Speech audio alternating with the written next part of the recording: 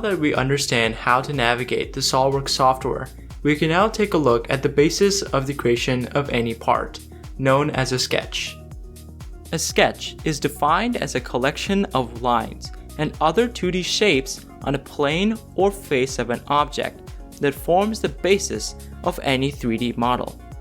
Any SOLIDWORKS part begins with a sketch, followed by a basic feature. More features can then be added to the model to further enhance and detail the part. Let's begin by opening up a brand new part using the Create Document dialog box.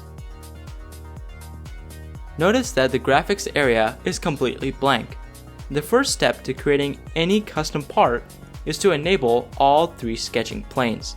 We can do this by right-clicking each plane in the feature tree and selecting the eyeball show icon to enable them. Do this for all 3 planes.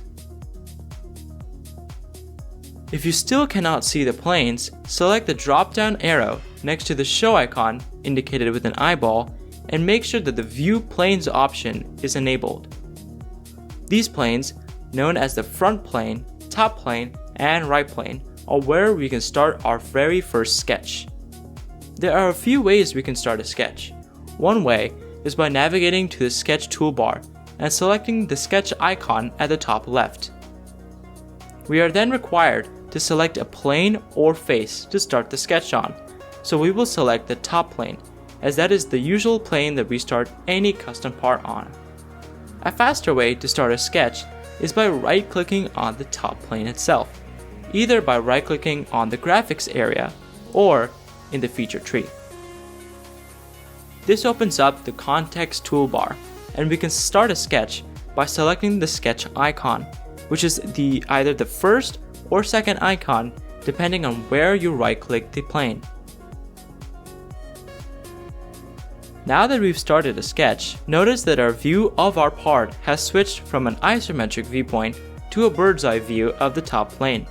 This makes it easy for us to draw lines and shapes on a 2D surface, similar to a piece of paper. The other 2 planes create a sort of XY coordinate plane.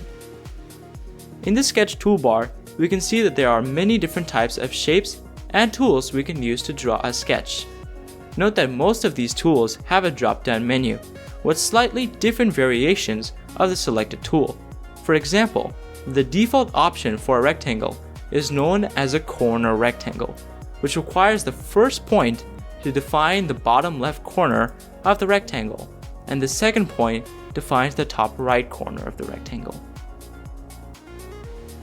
Within the drop-down menu, the center rectangle tool is very similar, except that the first point determines the origin of the rectangle, as you can see here, and the second point defines the top right corner. Let's go ahead and take a look at the various shapes that we can use to create any type of custom part.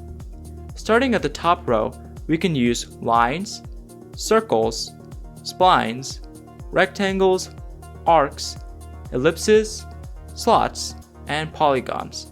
These tools can be used in tandem with each other in order to create a custom part to be used for any basic feature. In the next lesson, we'll take a look at sketch relations and the Smart Dimension tool, both very important features in the process of creating a sketch.